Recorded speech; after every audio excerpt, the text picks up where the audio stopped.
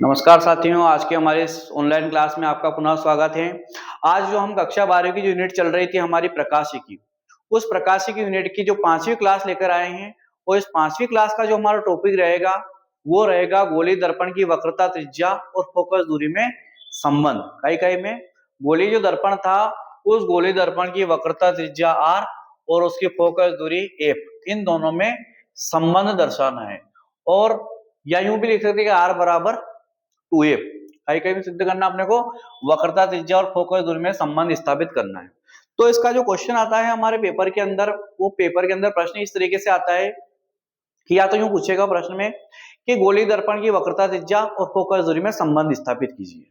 तो इसमें किसी प्रकार के कोई से दर्पण का नाम नहीं लिया गया है कि अवतल दर्पण है या उत्तल दर्पण है, किसी टाइप के कोई दर्पण का नाम नहीं लिया, केवल यूं पूछेगा कि गोली दर्पण की वक्रता त्रिज्या और फोकस दूरी में संबंध स्थापित कीजिए। तो ऐसी कंडीशन में हमें कोई से भी दर्पण या तो उत्तल हो चाहे वो अवतल हो, दोनों दर्पणों में से कोई से भी दर्पण के लिए अपन इसको सिद्ध कर सकते हैं। और अगर हमें कंपलसरी बोल दिया गया है कि अवतल दर्पण के लिए उसकी वक्रता त्रिज्या और फोकस दूरी में संबंध स्थापित कीजिए, तो फिर हमें वो अवतल दर्पण के लिए ही करना है। और अगर वो बोल दे कि उत्तल दर्पण के लिए उसकी फोकस दूरी वक्रता त्रिज्या में संबंध स्थापित कीजिए, तो फिर उत्तल दर्पण के लिए ही करना रहेगा। या डायरेक्ट यूं भी बोलते हो कि सिद्ध कीजिए कि r बराबर 2f, इस तरीके से पूछ सकता है कि सिद्ध कीजिए कि r बराबर 2f, जहां संकेतों के अर्थ सामान्य हैं। या एक तरीके से और पूछ सकते हैं कि गोली दर्पण की जो वक्रता त्रिज्या होती है r, वो फोकस दूरी का 2 गुना होती है। कितना गुना होती है? 2 गुना। कौन? वक्रता त्रिज्या जो होती है फोकस दूरी का कितना गुना होती है? 2 गुना होती है। इस तरीके से प्रश्न को पूछ सकता है। या एक और यूं इस तरीके से पूछ सकता है कि जो फोकस दूरी होती है वो वक्रता त्रिज्या की क्या होती है? आधी होती है, जो कि तुम्हारे अभी ऑब्जेक्टिव में पूछा गया था अर्धवार्षिक परीक्षा में, ये वाला कि उसकी फोकस दूरी क्या होती है, तो f बराबर क्या होती है? r बटे 2, ये संबंध था उनके अंदर। तो अलग अलग तरीके से इसको लिख सकते हैं अपन, r बराबर 2f भी लिख सकते हैं, f बराबर r बटे 2। तो यूं पूछ सकता है कि गोली दर्पण वक्रता त्रिज्या फोकस 2 गुनी होती है, या फोकस दूरी जो होती है वक्रता त्रिज्या की क्या होती है? आधी होती है। दोनों टाइप से क्वेश्चन को पूछ सकता है। तो दर्पण के लिए फिक्स बोले वो तो उसी दर्पण के लिए करना है, और अगर दर्पण के लिए फिक्स नहीं बोले तो कोई से भी दर्पण के लिए हम इसको हल कर सकते हैं। तो सबसे पहले अपन क्या करते हैं, इसको अवतल दर्पण के लिए सिद्ध करते हैं। काय के लिए सिद्ध करते हैं? अवतल दर्पण के लिए। तो यहाँ लिख देता हूं मैं, हेडिंग डाल देना ऐसी, अवतल दर्पण के लिए वक्रता त्रिज्या और फोकस दूरी में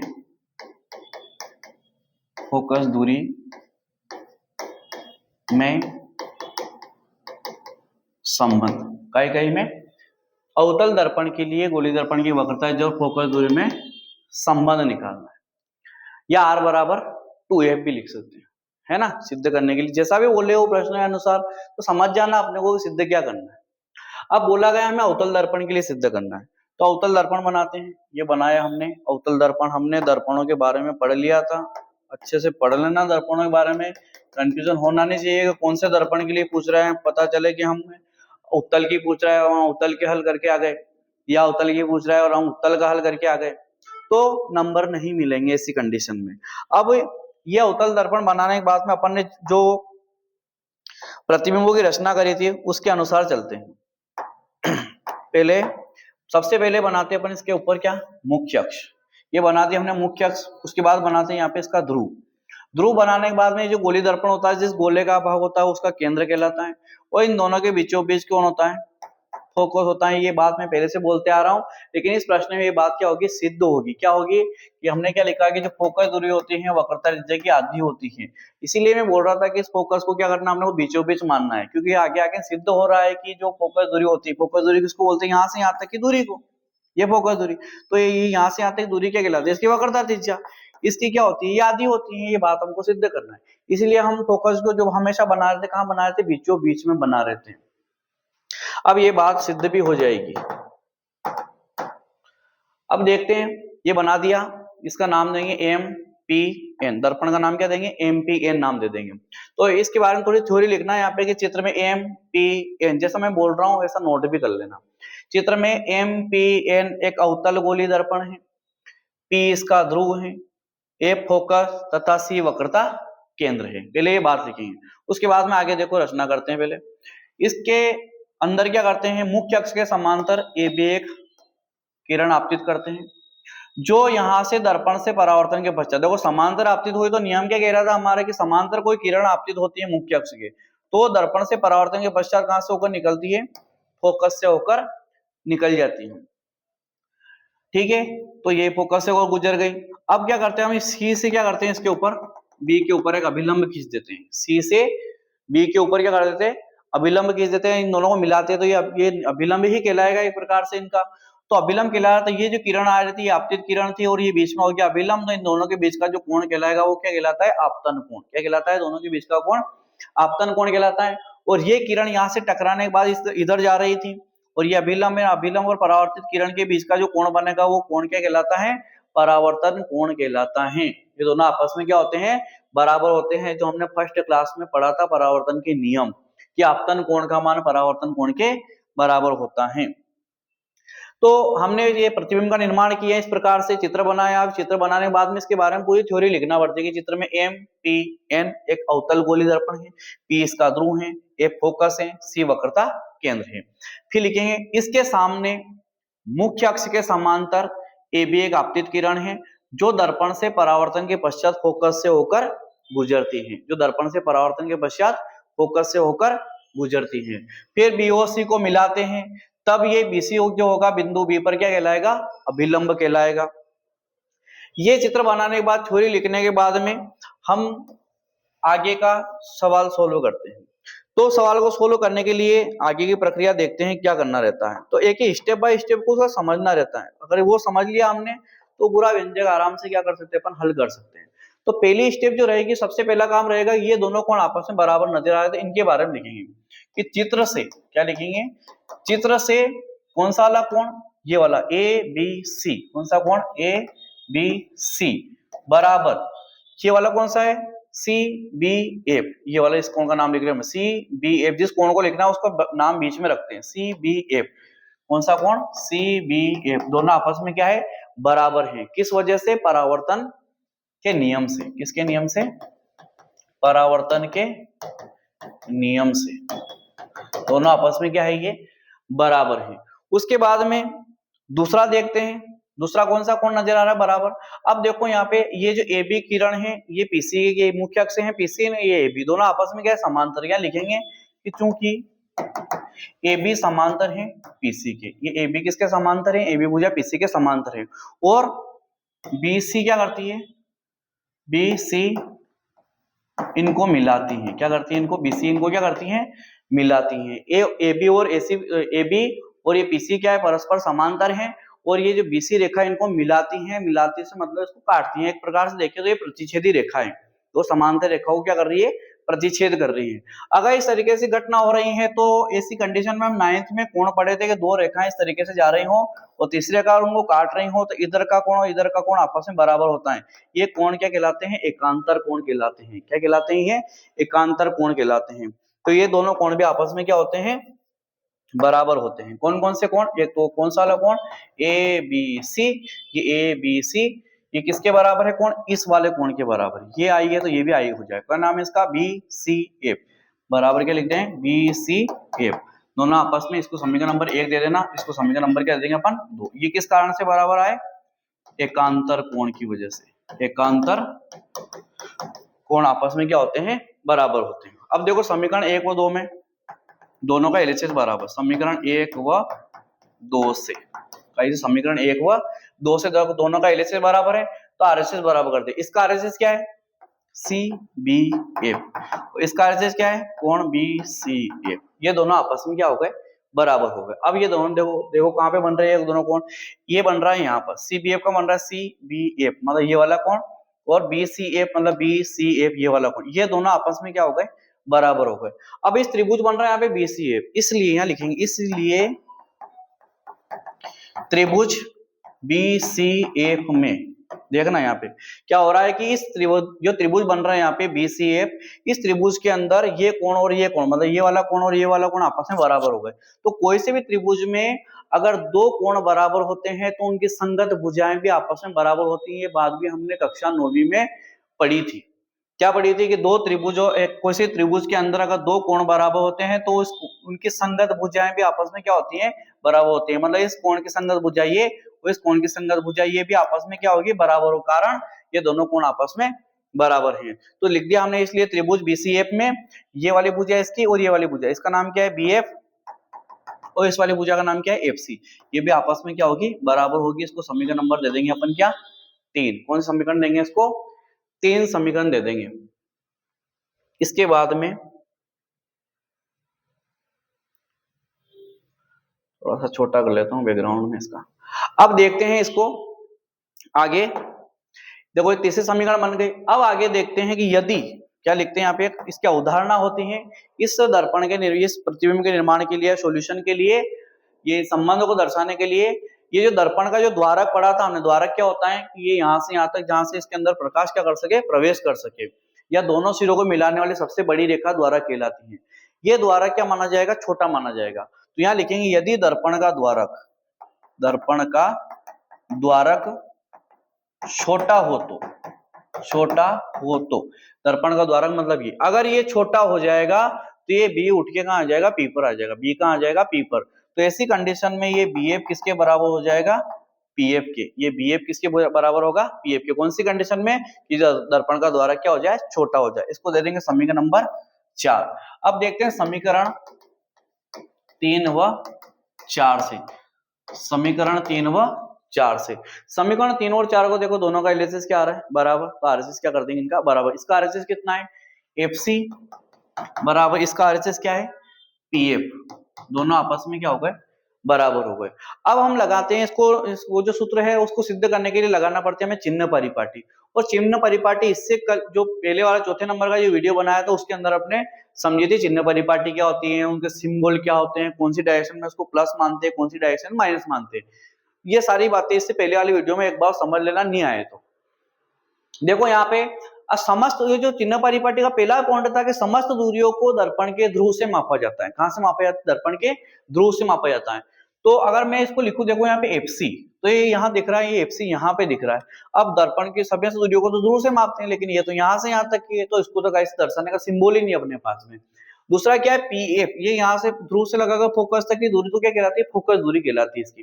तो इसको तो स्मॉल f से दर्शा देंगे अपन, लेकिन इसको नहीं दर्शा सकते हैं। तो इसके लिए थोड़ा सा अपने क्या करना पड़ेगा यहाँ पे, कि या तो इसको मान निकाल लो, या फिर यूं लिख दो कि दोनों पक्षों में PF जोड़ने पर, या फिर डायरेक्ट भी मान निकाल सकते हैं। देखो वो वाला कर देते हैं अपन, तो डायरेक्ट निकाल लेते हैं।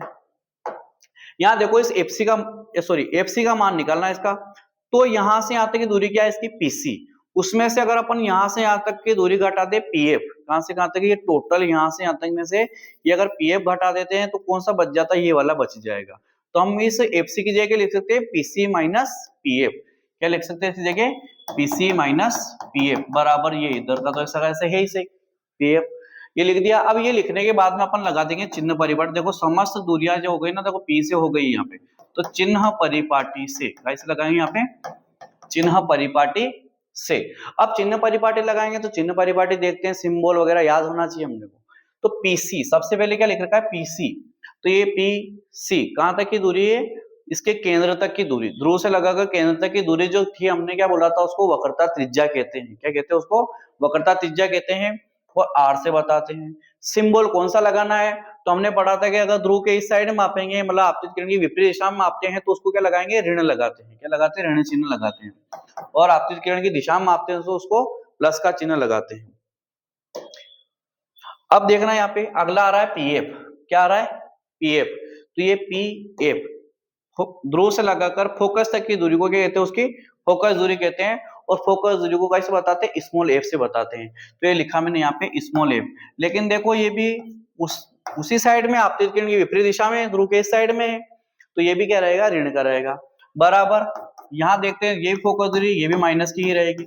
अब देखते हैं यहाँ माइनस का अर्थ ऐसे ऐसे, ये माइनस माइनस क्या हो जाएगा, प्लस हो जाएगा, बराबर क्या हो जाएगा, माइनस का f। अब इस माइनस वाले को उठा के उधर भेज दो, क्या हो जाएगा प्लस का, वो माइनस वाला उठा के क्या हो जाएगा प्लस का। तो आर तो ऐसा ऐसे एफ ने जोड़ेंगे तो हो जाएगा 2f।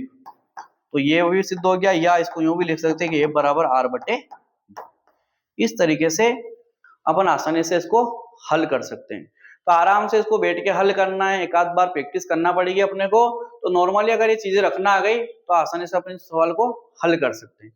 तो ये जो था हमारे कौन से दर्पण के लिए सिद्ध करा था हमने इसको, अवतल दर्पण के लिए सिद्ध करा था। लेकिन यही वाला क्वेश्चन अगर अपने काय के लिए आ जाए, उत्तल के लिए आ जाए, तो ऐसी कंडीशन में हम उसको अपने को जो चित्र बनाना पड़ेगा वो कौन से के लिए बनाना पड़ेगा, उत्तल दर्पण के लिए बनाना पड़ेगा। तो उत्तल दर्पण के लिए भी अपन साथ के साथ देख लेते हैं ताकि अपने समझ में जल्दी आ जाएगा। ये नोट कर लेना, स्क्रीनशॉट ले लेना, जो भी करना हो। मैं अगला देखता हूं, नेक्स्ट। अब जो है यही वाला क्वेश्चन अपन काय के लिए करेंगे, उत्तल दर्पण के लिए। काय के लिए करेंगे, उत्तल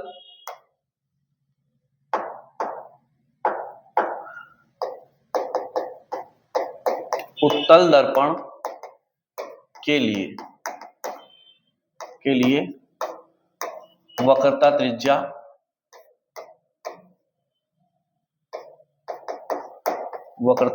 व फोकस दूरी में